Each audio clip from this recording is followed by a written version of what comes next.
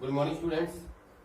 आज हम अकाउंट के थर्ड चैप्टर की थ्योरी करने जा रहे हैं, change in profit sharing ratio among the existing partner. जैसे कि आपने गुडविल के बारे में पढ़ रखा है, सबसे +1 के अंदर भी पढ़ा था आपने, +2 के अंदर अब पढ़ने जा रहे हैं। तो गुडविल क्या चीज होती है, इसके अंदर सबसे पहले आपको गुडविल का मतलब पता होना चाहिए। सबसे पहले आता है goodwill. Goodwill means the good name, एक गुड नेम होता है, और the reputation earn by the firm, firm के द्वारा अर्न की गई रेपुटेशन होती है। किस तरीके से? Through the hard work and the honesty. पूरी ऑनेस्टी दिखाई है फर्म ने और बहुत हार्ड वर्क किया है, जिसके कारण फर्म ने अपनी रेपुटेशन अर्न की है और गुड नेम अर्न किया है। उसी को क्या बोलेंगे अपन? गुडविल बोलेंगे। It is if a firm render good services to the customer, अगर कोई भी फर्म अपने कस्टमर को अच्छी सर्विसेज प्रोवाइड करवाती है, पूरी ऑनेस्टी के साथ काम करती है उसके साथ, कस्टमर के साथ, और पूरा हार्ड वर्क करती है, तो जो कस्टमर होते हैं, the customer who feel satisfied, और कस्टमर भी फुल सेटिस्फाई होते हैं, will come again and again, और उस फर्म में बार बार आते हैं। And the firm will be able to earn to more profit in future, जिसके कारण फर्म फ्यूचर के अंदर ज्यादा से ज्यादा प्रॉफिट अर्न करती है। ये सारा कुछ किस में आता है? गुडविल के अंदर आता है। इसके बाद आता है फीचर्स ऑफ गुडविल। गुडविल के कारण फर्म में दूसरी फर्म के कंपैरिजन में ज्यादा प्रॉफिट अर्न किया जाता है। इसके फीचर्स क्या हैं? Number 1, it is an intangible asset. Intangible asset आपने पढ़ा हुआ है कि जिसे हम टच नहीं कर सकते, फील नहीं कर सकते, और जिसका फिजिकल एग्जिस्टेंस नहीं होता। ये एसेट तो होती है लेकिन एक इंटेंजिबल एसेट होती है। Number 2, it is a valuable asset. Intangible asset जरूर होती है लेकिन टेंजिबल एसेट की तरह गुडविल की भी वैल्यू होती है इंटेंजिबल एसेट होने के बावजूद भी। Number 3, it is helpful in earning more profit. Earning more profit, goodwill के कारण एक फर्म दूसरी फर्म से ज्यादा प्रॉफिट अर्न करती है। अगर दोनों फर्म ने इक्वल अमाउंट लगा रखा है बिजनेस के अंदर, लेकिन जिस फर्म की गुडविल ज्यादा है वो फर्म पहले वाली फर्म से ज्यादा प्रॉफिट अर्न करेगी।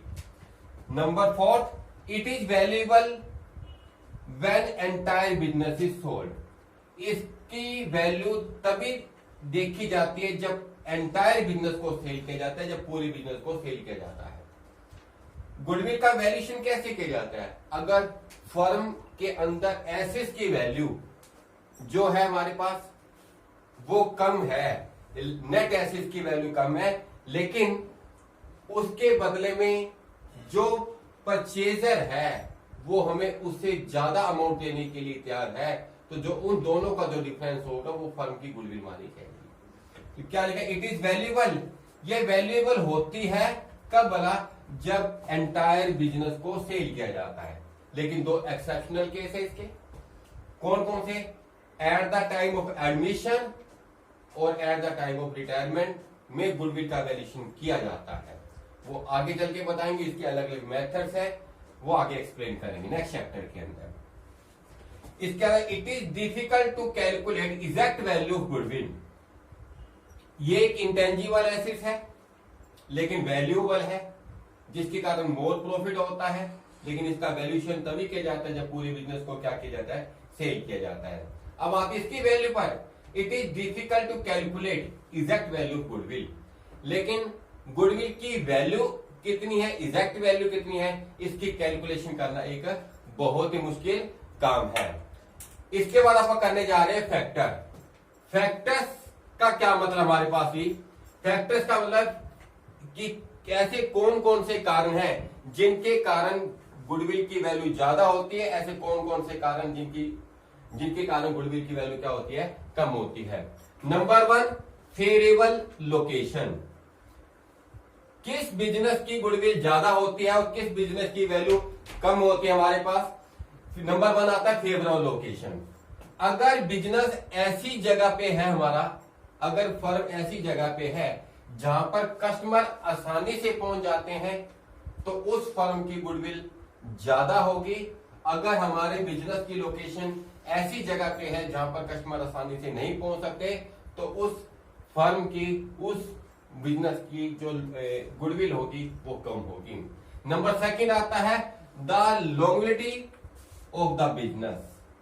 बिजनेस जितना भी पुराना होता जाएगा उसके उतने ही ज्यादा कस्टमर बनते जाएंगे और उन कस्टमर का हमारी फर्म के ऊपर उतना ही फेथ बनता जाएगा, विश्वास बनता जाएगा, तो जिसके कारण उस फर्म की गुडविल नए चलाए गए बिजनेस के कंपैरिजन में ज्यादा होती है।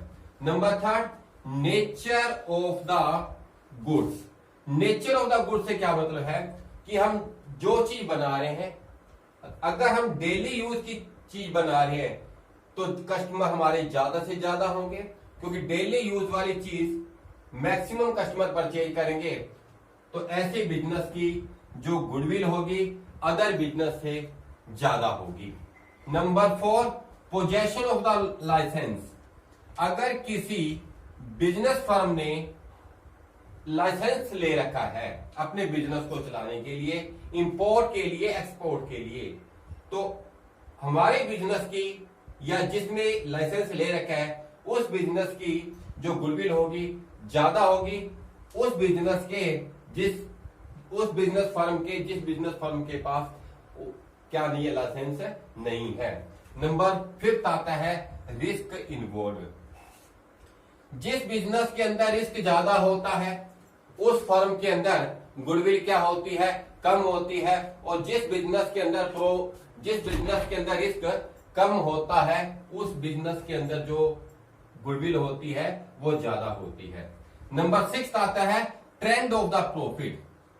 अगर किसी बिजनेस के प्रॉफिट लगातार बढ़ रहे हैं, प्रॉफिट ग्राफ लगातार बढ़ रहा है, तो उस बिजनेस फर्म की जो गुडविल होगी वो ज्यादा होगी। अगर प्रॉफिट का ग्राफ नीचे जा रहा है तो उस फर्म की जो गुडविल होगी वो कम होगी। नंबर लास्ट आता है हमारे पास भी फ्यूचर कंपटीशन। अगर किसी फर्म के साथ फ्यूचर में कंपटीशन बनने के चांसेस बढ़ रहे हैं तो उस फर्म की गुडविल कम होगी। अगर कंपटीशन होने के चांसेस कम है तो उस फर्म की गुडविल जो है ज्यादा होगी।